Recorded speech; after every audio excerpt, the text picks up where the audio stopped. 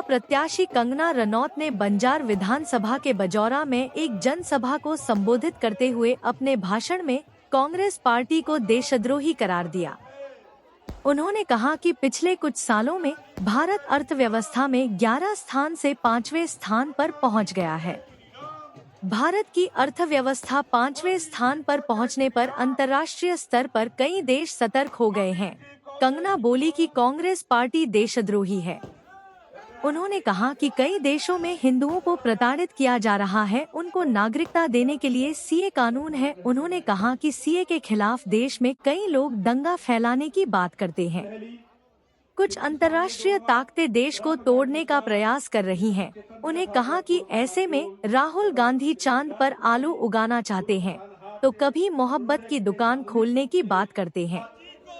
उन्होंने राहुल गांधी पर चुटकी लेते हुए कहा कि कभी लोकतंत्र के मंदिर में राहुल गांधी आंख मार के जाते हैं और बचकानी हरकतें करते हैं।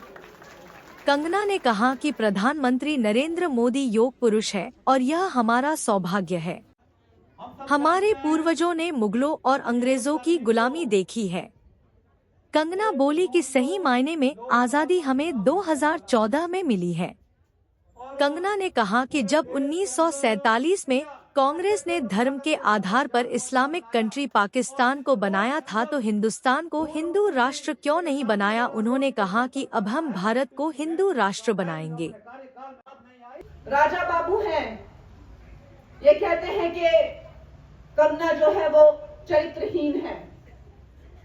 इनके जो मंत्री हैं वो कहते हैं कि भाई मेकअप में तो ये बहुत अच्छी लगती है लेकिन बिना मेकअप के ये बिल्कुल सही नहीं लगती है, बहुत बदसूरत लगती है।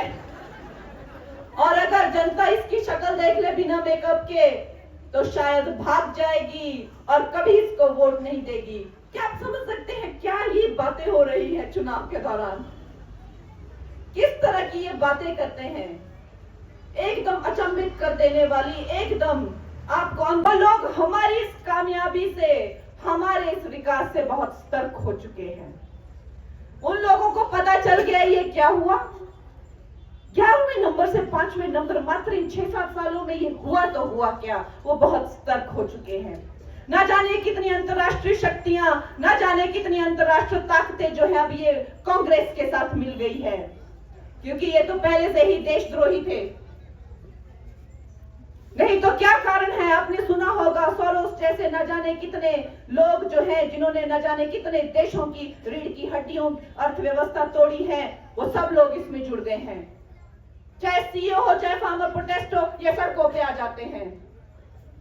इन्हें समझाया जाता है, इन्हें लिख के दिया जाता है, इन्हें टीवी पे आके बताया जाता है कि सीए जो है, जो हमारे देश के बाहर के जो हिंदू हैं जिन्हें धर्म के आधार पे प्रताड़ित किया जा रहा है, उनके रेप किए जा रहे हैं, बच्चियों को उठाया जा रहा है, ये उनको नागरिकता देने का कानून है। भाई ये किसी की नागरिकता लेने का कानून नहीं है। लेकिन वो लोग कहते हैं हमें कुछ समझ नहीं आ रहा, हमें सुनाई नहीं दे रहा, हमें दिख नहीं दे रहा, हम तो मारकाट करेंगे, हम तो लाशें लटकाएंगे, हम तो सड़क पे लेट जाएंगे, हम देश में आतंक फैलाएंगे, हम अराजकता फैलाएंगे, आप क्या कर लेंगे? कहां से आती हैं इस तरह की जो प्रोटेस्ट है, कहां से आते हैं? आपने कभी सोचा है? और सुनने को तैयार नहीं, कोई सुनने को तैयार नहीं। ये सब अंतर्राष्ट्रीय साजिशें हैं दोस्तों।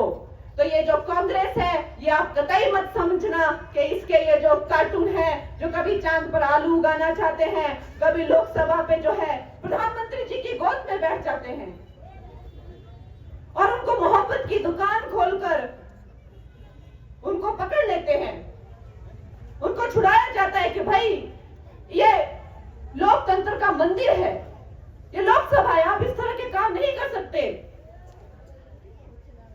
तो फिर वो जाते जाते एक आंख मार के जाते हैं। कौन भूल सकता है वो बचकानी हरकतें? कौन भूल सकता है वो बेवकूफी की वो शक्लें? हम नहीं भूल सकते। तो दोस्तों हमें लगता है वो एक तरह से कार्टून है और इनसे कुछ नहीं होने जाने वाला, ऐसा कदापि मत समझिए। पिछले विधानसभा चुनाव में 68 सीटों में हम मात्र 32,000 वोटों से रह जाते हैं। 32,000 वोट क्या होते हैं 68 सीटों के लिए? आप खुद सोचिए। जब राम स्वरूप जी जीते थे तो 4-5 लाख के वोटों से जीते थे, लेकिन जब सेम उपचुनाव होते हैं, सेम कैंडिडेट के साथ होते हैं, तो हम 5-6 हजार वोटों से हार जाते हैं। तो दोस्तों, हमें सतर्क रहना है। ना जाने कितनी साजिशें, ना जाने कितनी अंतर्राष्ट्रीय षड्यंत्र जो है वो रचे जा रहे हैं दोस्तों।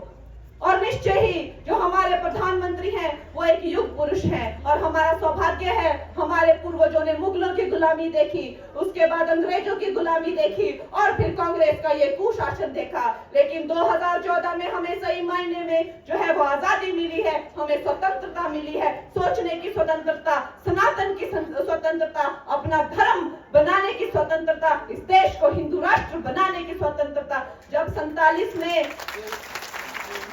सन 1947 में आपने धर्म के आधार पर जो इस्लामिक रिपब्लिक बना ही दिया था पाकिस्तान को, तो फिर इसको हिंदू राष्ट्र क्यों नहीं बनाया? इसको हम हिंदू राष्ट्र बनाएंगे। आप धर्म के आधार पर कहीं दो टुकड़े करते हैं और कहीं बेवकूफ बनाते हैं। अब हम बेवकूफ नहीं बनेंगे दोस्तों। इसके साथ ही